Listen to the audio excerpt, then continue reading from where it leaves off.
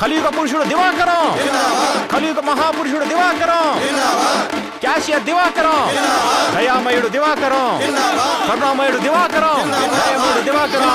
ఏంటి మనోడా, ఏంటి సంగతి? బ్యాంక్ క్యాషియర్ అందరికి డబ్బిస్తున్నాడు. పదండి పదండి. ఇదిగో వెంకీ, ఎవరే దివాకరం? మన బ్యాంక్ క్యాషియర్ అందరికి డబ్బు మరి ఇస్తున్నాడు. మాకు ఇస్తారా? పదండి పదండి. దయామయుడు దివాకరం జిందాబాద్. కరుణామయుడు దివాకరం. అంతగా పోడుతారు. అసలు ఏం చేశాడు అతను? ఆయనే చేశాడు. ఉండవా, అంతా అతను చేశాడు అంటారు. అసలు ఏం చేశాడు అసలు? ఆయన ఏం చేశారో చెప్తే మీలో ఒక్కడు కూడా ఇక్కడ ఉండడు.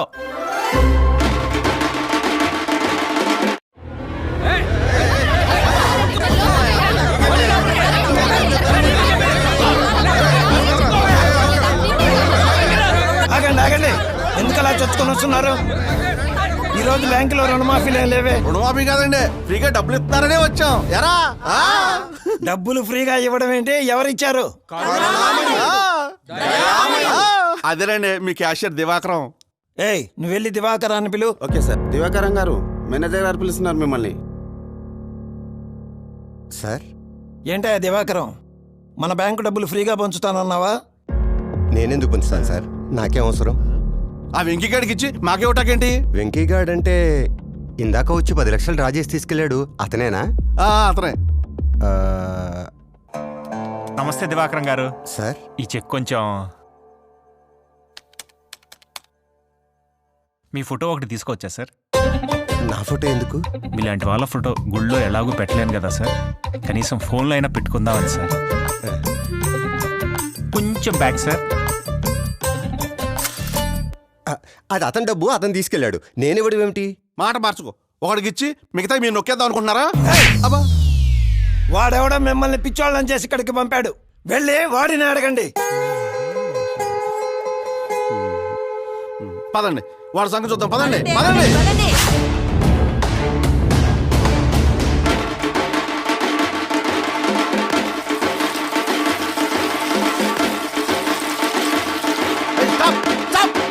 What hell is going on here? బుద్ధుందా? వాడేమో దేవుడా లీడరా? వాడికి చింత మొదలు కొడుతున్నారు. రే, నీ డబ్బులు నీకు ఇచ్చినోడికి పాలాభిషేకం చేస్తావా? సిగ్గుందా నీకు? ఒరే, మరి ఇదే పని నువ్వు చేసినప్పుడు నా డబ్బులు నాకు ఇచ్చినోడికి నేను ఎప్పుడు పాలాభిషేకం చేశానా? గుర్తు తెచ్చుకో.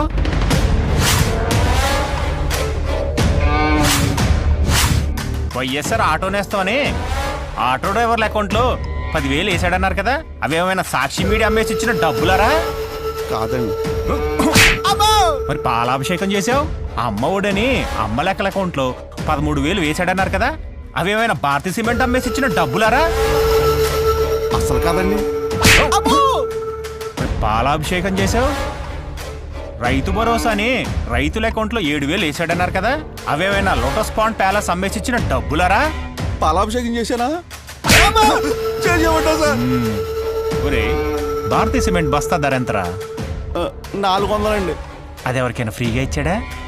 ఇవ్వలేదండి. మరి సాక్షి పేపర్ రేట్ ఎంతరా? 6 రూపాయలండి. అది ఎవరికైనా ఫ్రీగా ఇచ్చాడా? ఇవ్వలేదండి. 6 రూపాయల పేపరే ఫ్రీగా ఇవ్వనోడు, సొంత చెల్లిని తల్లినే బయటికి తరిమేసినోడు, సొంత బాబాయినే గొడ్డలతో వేసేసినోడు ఫ్రీగా డబ్బులు ఇచ్చాడని పాలాభిషేకాలు చేస్తారా? నందమూరి కుటుంబం చనిపోయిన బసవతారకమ్మ పేరు మీద క్యాన్సర్ హాస్పిటల్ కట్టించారు. ఎందుకు? పేదలకు వైద్యం అందించడానికి. నారా భువనేశ్వరి చనిపోయిన తన తండ్రి పేరుతో ఎన్టీఆర్ ట్రస్ట్ పెట్టింది. ఎందుకు?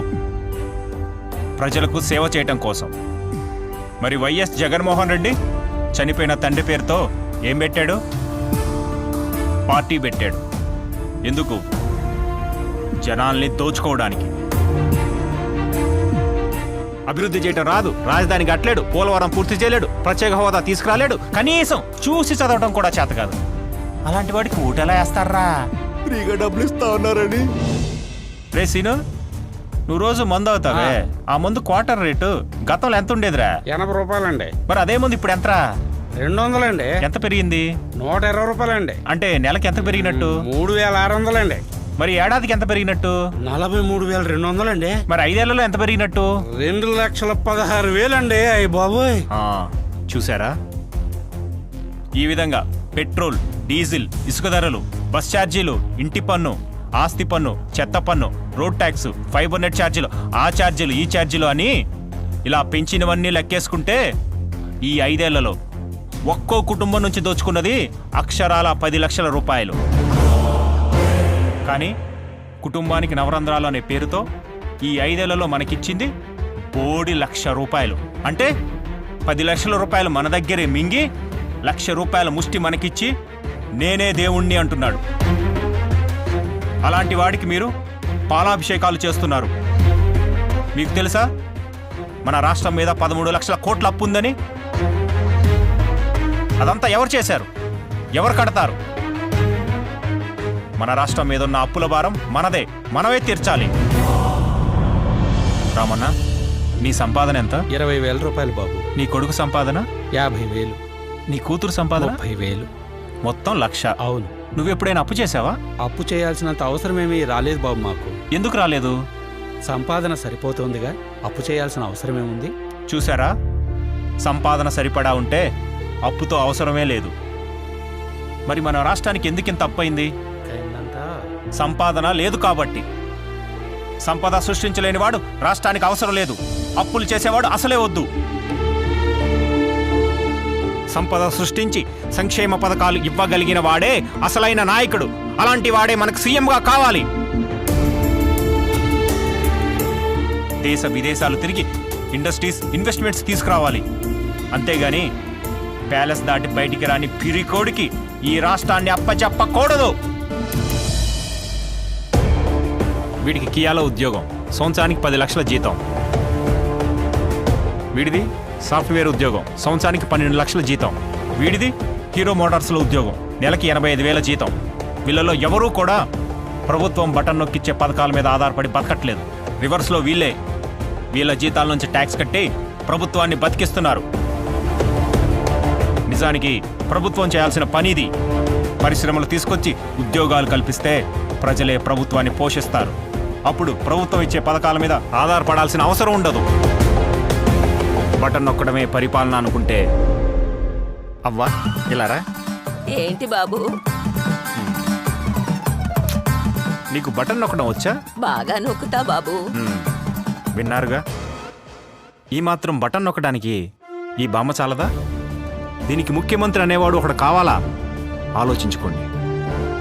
గోడలకు రంగులు వేసేవాడు కావాలో, మన జీవితాల్ని రంగులమయం చేసేవాడు కావాలో మీరే నిర్ణయించుకోండి. బాబు రావాలి, మన బ్రతుకులు మారాలి.